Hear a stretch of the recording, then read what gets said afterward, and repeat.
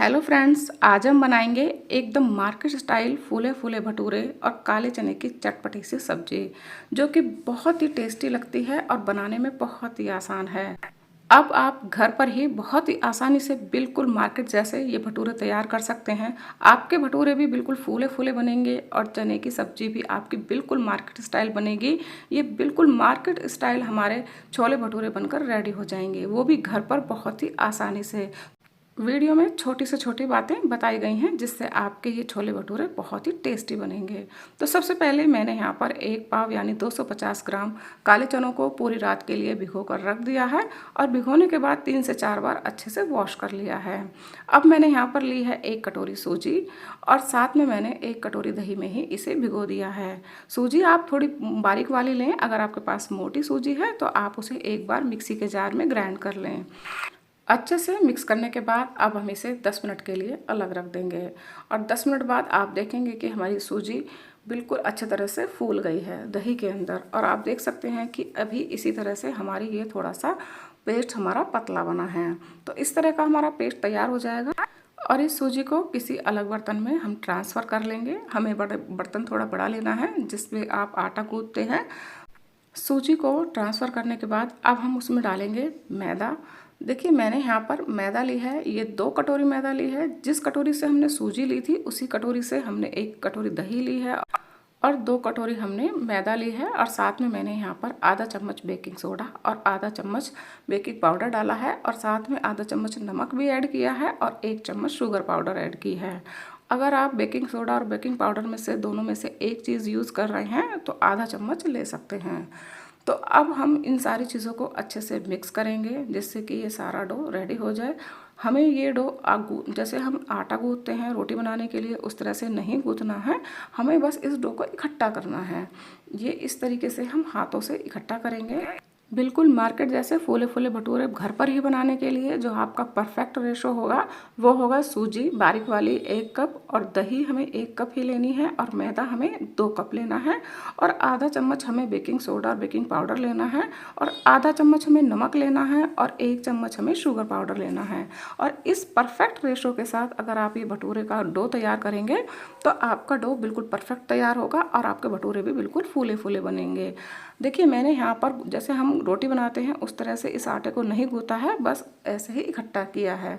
और अब हम इसे 2 से 3 घंटे के लिए इसी तरह से ढक कर रख देंगे। अगर आपको जल्दी है तो आप इसे जहाँ पर बालकनी में हल्की सी धूप आती है तो वहाँ रख दें, जिससे कि आप ये अच्छे तरीके से आप इस डो को और जल्दी तैयार कर पाएंगे। तो हमने इन काले चनों को अच्छी तरह से 3 से 4 बार वॉश भी कर लिया था। अब हमने इन्हें कुकर में ट्रांसफ़र कर दिया है। अब हमने इसे में डाला है पानी। जितने हमारे काले चने हैं उससे हमें कम से कम आधा उंगली पानी है वो एक्स्ट्रा ही लेना है जिससे कि ये अच्छी तरह से बॉईल हो सकें। अब हम इन चनों में डालेंगे 1 तेज पत्ता और चौथाई चम्मच खाने का सोडा है यानी कि मीठा सोडा। और मैंने यहाँ पर 1 चम्मच नमक भी ऐड किया है। नमक ऐड करके सारी चीज़ों को अच्छे से मिक्स कर दिया है। देखिए अब हम इन सारी चीज़ों को मिक्स करने के बाद ढक्कन लगा देंगे। कुकर को बंद करने के बाद अब हम इसमें 4 सीटी कम से कम लगाएंगे मीडियम फ्लेम पर, जिससे कि हमारे काले चने अच्छे तरीके से सॉफ्ट हो जाएं। मैं आपको दिखाती हूँ कि हमारे काले चने कितने अच्छे तरीके से सॉफ्ट हो चुके हैं। देखिए कितने बढ़िया अच्छे तरह से ये फूट रहे हैं। इस तरीके से हमारे काले चने बहुत अच्छे तरीके से ये हमारे सॉफ्ट हो जाएंगे। इसमें हम 5 सीटी लगाएंगे, वो भी मीडियम फ्लेम पर। अब हम यहाँ पर थोड़े से चनों को मिक्सी के जार में डालेंगे। मैंने यहाँ पर 3 चम्मच जो चने हैं उबले हुए उनको मिक्सी के जार में डाला है और थोड़ा सा मैंने यहाँ पर अदरक का टुकड़ा और हरी मिर्च, आप हरी मिर्च अपने टेस्ट के अनुसार जितना आपको चटपटा पसंद है उतना कम या ज़्यादा कर सकते हैं। और मैंने यहाँ पर 3 टमाटर लिए हैं बड़े साइज़ के और ये टमाटर को अच्छे तरह से अब हम इन सारी चीज़ों का पेस्ट बना लेंगे। देखिए इस तरीके का हम फाइन पेस्ट बनाना है। देखिए आप देख सकते हैं कि कितना फाइन पेस्ट बना है। इसी से हमारे जो काले चने हैं और ज़्यादा टेस्टी बनेंगे। अब हमें 1 चम्मच बड़ा चम्मच सरसों का तेल गरम करना है और उसमें 1 चम्मच जीरा डालना है और साथ में हम ऐड करेंगे 1 कटा हुआ प्याज, बारीक कटा हुआ प्याज ऐड करना है। और जब तक हमारा प्याज हल्का गोल्डन ब्राउन ना हो जाए तब तक हम उसे फ्राई करेंगे, वो भी मीडियम फ्लेम पर, तभी हमारा जो प्याज है अच्छे से फ्राई होगा। अब हम यहाँ पर ऐड करेंगे चौथाई चम्मच हींग और साथ में अच्छा सा कलर आने के लिए सब्जी में हम उसमें ऐड करेंगे कश्मीरी लाल मिर्च, जिससे कि हमारी सब्जी में कलर अच्छा आएगा।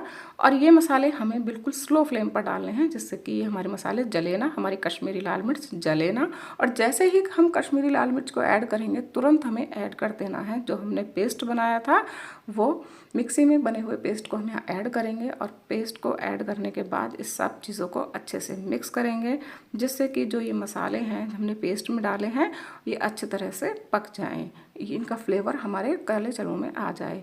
तो इसे हम अच्छे तरीके से इस तरीके से हिलाते हुए 5 से 6 मिनट के लिए स्लो फ्लेम पर ही इस तरह से फ्राई करेंगे।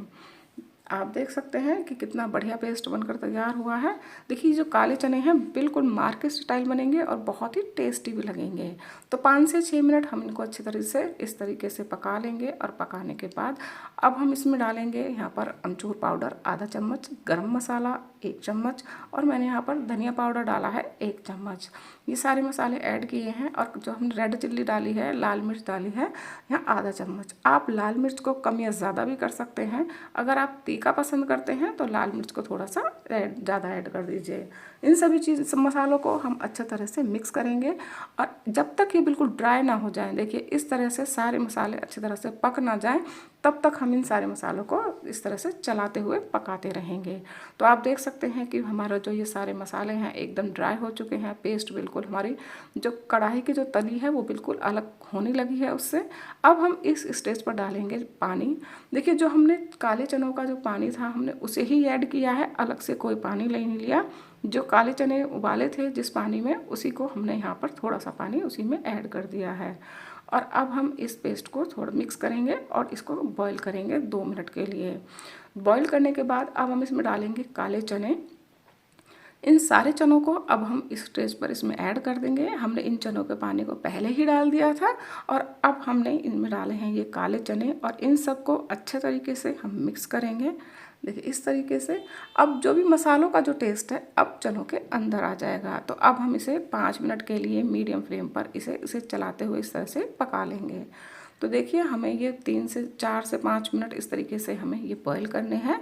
तो आप देख सकते हैं कि हमारे चने जो है बॉईल हो चुके हैं। अब मैं आपको दिखाती हूँ इन्हें मिक्स करके कि कितने ये बढ़िया बने हैं। देखिए इस तरीके से आप देख सकते हैं कि हमारे जो चने हैं बिल्कुल अच्छे बने हैं। अभी ये आपको थोड़ा सा पतला दिखाई दे रहे हैं क्योंकि जब बिल्कुल गरम गरम होते हैं तो हमारी जो तरी वाली सब्जी है वो थोड़ी सी पतली दिखाई देती है। लेकिन जब ये थोड़ा सा ठंडा हो जाएंगे, हल्के से ठंडे होने के बाद आपको मैं दिखाती हूँ। देखिए जब ये ठंडे हो चुके हैं, हल्के से थोड़े से ठंडे होने के बाद ये अपने आप ही इसी तरीके से आपको ड्राई लगेंगे। गरम जो हमारी तरी होती है वो थोड़ी लिक्विड फॉर्म में ज़्यादा दिखाई देती है और ठंडा होने के बाद इस तरीके से गाढ़ी हो जाती है। तो आप देख सकते हैं कि हमारे चने अभी फ़िलहाल ऐसे बने हैं।